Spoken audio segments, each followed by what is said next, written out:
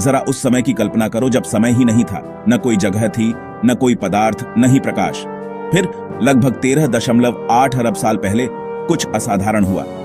एक असीम रूप से छोटे से बिंदु जिसमें ब्रह्मांड की सारी ऊर्जा समाहित थी, एक विस्फोट में बदल गया, जिसे हम बिग बैंग कहते हैं। ब्रह्मांड तेजी से फैलता गया और ठंडा होता गया। ऊर्जा कणों में परिवर्तित हो गई, जिससे पदार्थ के निर्माण खंड बने। लाखों वर्षों में गुरुत्वाकर्षण ने इन कणों को एक साथ खींच लिया, जिससे गैस और धूल के विशाल बादल बने। नेबुला नामक ये बादल सितारों और आकाशगंगाओं के जन्म स्थान बने। लगभग 4.6 अरब साल पहले आकाशगंगा मिल्की वे की एक सर्पिल भुजा में ऐसा ही एक नेबुला अपने ही गुरुत्वाकर्षण के तहत ढलने लगा। इसके केंद्र में हाइड्रोजन और हीलियम का एक सघन कोर प्रज्वलित हुआ, जिससे हमारे सूर्य का जन्म हुआ। शेष धूल और गैस नवजात तारे के चारों ओर घूमते रहे, जिससे एक प्रोटोप्लैनेटरी डिस्क बन गई। इस डिस्क के भीतर कण आपस में टकराते और चिपकते गए, धीरे धीरे बड़े होते गए। लाखों वर्षों में ये झुरमुट ग्रह बन गए, जिनमें हमारी अपनी पृथ्वी भी शामिल है। प्रारंभिक पृथ्वी एक शत्रुतापूर्ण और क्षमाशील जगह थी। क्षुद्र ग्रहों और धूमकेतुओं द्वारा लगातार बमबारी से अत्यधिक गर्मी उत्पन्न हुई। पृथ्वी के आंतरिक भाग में मौजूद रेडियोधर्मी तत्वों का क्षय हुआ और भी अधिक ऊर्जा निकली। ग्रह एक पिघला हुआ नरक था, जो मैग्मा सागर से ढका हुआ था। न कोई महाद्वीप थे, न महासागर, केवल पिघली हुई चट्टानों का एक उबलता हुआ समुद्र था। तीव्र गर्मी की इस अवधि ने आज हम जिस पृथ्वी को जानते हैं, उसे आकार देने में महत्वपूर्ण भूमिका निभाई। इसने ग्रह की आंतरिक संरचना के निर्माण के लिए मंच तैयार किया। जैसे जैसे प्रारंभिक पृथ्वी ठंडी हुई, ये एक जटिल प्रक्रिया की शुरुआत थी, जिसने हमारे ग्रह को उसकी वर्तमान स्थिति में आकार दिया। लोहे और निकल जैसे भारी तत्व केंद्र की ओर डूब गए। ये तत्व पृथ्वी के केंद्र में एकत्रित हो गए, जिससे एक ठोस और घना कोर बना। इसने ग्रह के कोर का निर्माण किया, जो पृथ्वी के आंतरिक भाग का सबसे महत्वपूर्ण हिस्सा है। यह कोर एक ठोस आंतरिक कोर का एक सघन गोला है, जो एक तरल बाहरी कोर से घिरा हुआ है। यह तरल बाहरी कोर पृथ्वी के चुंबकीय क्षेत्र को उत्पन्न करने में महत्वपूर्ण भूमिका निभाता है। सिलिकॉन, ऑक्सीजन और मैग्नीशियम जैसे हल्के तत्व सतह पर आ गए। ये तत्व पृथ्वी की सतह पर फैल गए और ठंडे हो गए। ये हल्के तत्व ठंडे हो गए और जम गए, जिससे एक ठोस परत का निर्माण हुआ, जिससे पृथ्वी की पपड़ी बन गई। यह पपड़ी पृथ्वी की सबसे बाहरी परत है और यह विभिन्न प्रकार की चट्टानों और खनिजों से बनी है। क्रस्ट और कोर के बीच की परत, जिसे मेंटल कहा जाता है, यह परत पृथ्वी के आंतरिक भाग का एक महत्वपूर्ण हिस्सा है। मेंटल आंशिक रूप से पिघली हुई है और इसमें विभिन्न प्रकार के खनिज और तत्व पाए जाते हैं। यह एक चिपचिपी परत बनी रही, जिस पर टेक्टोनिक प्लेटें तैरती हैं। ये प्लेटें लगातार गति में रहती हैं और उनके टकराने से भूकंप और ज्वालामुखी विस्फोट होते हैं। यह स्तरित संरचना उन शक्तिशाली शक्तियों का प्रमाण है, जिन्होंने हमारे ग्रह को आकार दिया। यह प्रक्रिया आज भी जारी है और पृथ्वी की सतह को निरंतर बदलती रहती है। भाग 5, ताजी हवा की सांस, वायुमंडल का उदय। प्रारंभिक पृथ्वी का वातावरण। आज हम जिस वातावरण में सांस लेते हैं, उससे बहुत अलग था।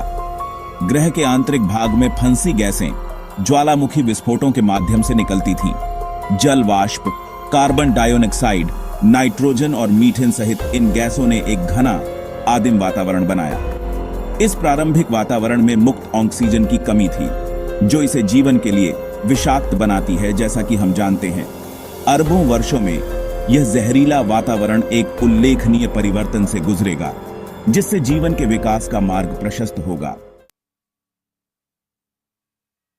भाग 6, नीले महासागर। चारों ओर पानी ही पानी। जैसे जैसे पृथ्वी ठंडी होती गई, वायुमंडल में जल वाष्प संघनित होता गया। ठंडी सतह पर मूसलाधार बारिश हुई, जिससे विशाल महासागर बन गए। इन महासागरों ने ग्रह की जलवायु को आकार देने और अंततः जीवन को सहारा देने में महत्वपूर्ण भूमिका निभाई। महासागरों ने वायुमंडल से कार्बन डाइऑक्साइड का भी बहुत अधिक अवशोषण किया, इसे चट्टानों में बंद कर दिया। यह प्रक्रिया प्रकाश संश्लेषक जीवन के उद्भव के साथ अंततः आज हमारे पास ऑक्सीजन युक्त वातावरण की ओर ले जाएगी। भाग 7, जीवन को एक मुकाम मिलता है, अस्तित्व की चिंगारी। यह वह क्षण है जब जीवन ने पहली बार अपनी उपस्थिति दर्ज कराई। पृथ्वी पर जीवन की सटीक उत्पत्ति विज्ञान के सबसे बड़े रहस्यों में से एक है। वैज्ञानिकों ने इस पर कई सिद्धांत प्रस्तुत किए हैं, लेकिन कोई भी पूरी तरह से निश्चित नहीं है। हालांकि हम जानते हैं कि लगभग 3.5 अरब साल पहले आदिम महासागरों में पहले एकल कोशिका वाले जीवों का उदय हुआ था। ये जीव सूक्ष्म थे, लेकिन उनके प्रभाव ने पृथ्वी के भविष्य को आकार दिया। ये सरल जीवन रूप अपने पर्यावरण से ऊर्जा का उपयोग करने और प्रतिकृति बनाने में सक्षम थे। वे सूर्य के प्रकाश, रसायनों और अन्य स्रोतों से ऊर्जा प्राप्त करते थे, जिससे वे जीवित रह सकते थे और विकसित हो सकते थे। इसने पृथ्वी के इतिहास में एक महत्वपूर्ण क्षण को चिह्नित किया। जीवन की यह चिंगारी एक विशाल परिवर्तन का प्रारंभिक बिंदु थी, जिसने ग्रह को हमेशा के लिए बदल दिया। जीवन ने जड़ें जमा ली थी और इसके साथ ही ग्रह फिर कभी पहले जैसा नहीं रहेगा। धीरे धीरे ये सरल जीव अधिक जटिल रूपों में विकसित हुए, जिससे विविध जीवन रूपों का उदय हुआ। इन विनम्र शुरुआत से जीवन विकसित होगा और विविधतापूर्ण होगा। अंततः उन सभी पौधों और जानवरों को जन्म देगा जिन्हें हम आज देखते हैं। यह विकास की एक लंबी यात्रा थी, जिसमें अनगिनत पीढ़ियों ने योगदान दिया। भाग 8, एकल कोशिकाओं से जटिल प्राणियों तक जीवन की अनोखी कहानी। अरबों वर्षों में पृथ्वी पर जीवन उल्लेखनीय परिवर्तनों की एक श्रृंखला से गुजरा। एकल कोशिका वाले जीवों ने बहुकोशिकीय जीवन को जन्म दिया। पौधों ने प्रकाश संश्लेषण की क्षमता विकसित की, जिससे वातावरण में ऑक्सीजन निकली। जानवरों में विविधता आई। उन्होंने महासागरों, भूमि और अंततः हवा में अपना घर बना लिया। यह भव्य विकासवादी गाथा प्राकृतिक चयन की शक्ति और जीवन के उल्लेखनीय लचीलेपन का प्रमाण है।